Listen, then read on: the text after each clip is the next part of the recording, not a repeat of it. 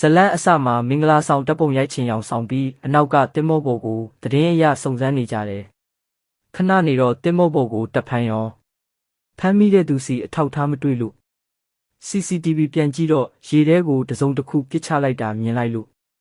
သူတို့သမီးဝစ်စုံကြီးနဲ့ပြေးသွားတော့စပီဘုတ်နဲ့လူဆိုးတွေကလာကောက်သွားလို့စပီဘုတ်နဲ့အမိလိုက်ကျွမ်းပစ်ပြီးတီးထုတ်လိုက်တာလူဆိုးတွေအဖမ်းခံရပါလေရောအဲ့ဒီမှာဘဲကလေစိတ်မှာလာမတားလို့ပောက်ကွဲပြီးပွိုင်းမေးပို့ထားတာနားထောင်ပြီးဟက်တွေထိကုန်လို့ delivery စီကဆိုင်ကယ်လူပြီးလေစိတ်ကိုအမိလိုက်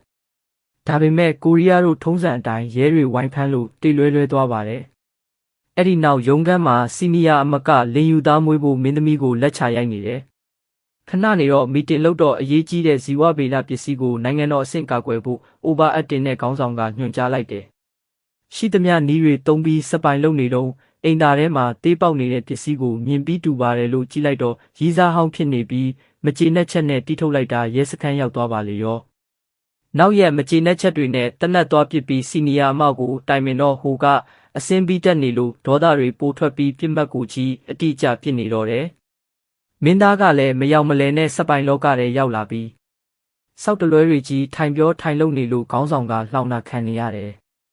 နောက်တစ်ခါမစ်ရှင်တစ်ခုကိုနိုင်ငံတော်အတွက်လုပ်ပရစေဘာညာလုပ်ပြီးတောင်းဆိုလို့လွတ်လိုက်တာစောက်တလွဲတွေကြီးလှုပ်လာပြန်လို့မျက်နှာမရခြေထောက်ရဖြစ်ပြီးမင်းသမီးအိမ်သွားပြီးစိတ်ညစ်ညစ်နဲ့ပကံတွေဆေးထုတ်လိုက်တော့မင်းသမီးဟတ်ထိသွားတယ်မင်းသားရေးခဲ့တဲ့လေပင်ရေးအကြောင်းပြောက်နီးကိုမျှဝေပြီးမေးထုတ်လေးကျင့်ကန်တွေလုပ်နေကြတယ်ညွန်ကြားရေးမှူးကမင်းသားကိုဟာရီမာကိုဖြစ်နိုင်တာပဲဆိုပြီးမြောက်ပေးတယ်လူဆိုး2ယောက်သတင်းကိုစီရပြီး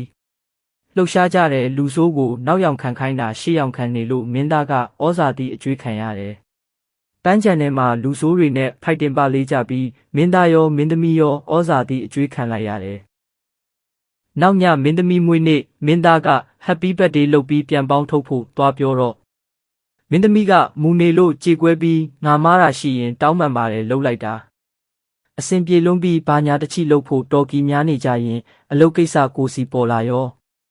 အခုချိန်ထိ2ယောက်လုံးကစပိုင်ဆိုတာကို2ယောက်လုံးမသိကြသေးပါဘူး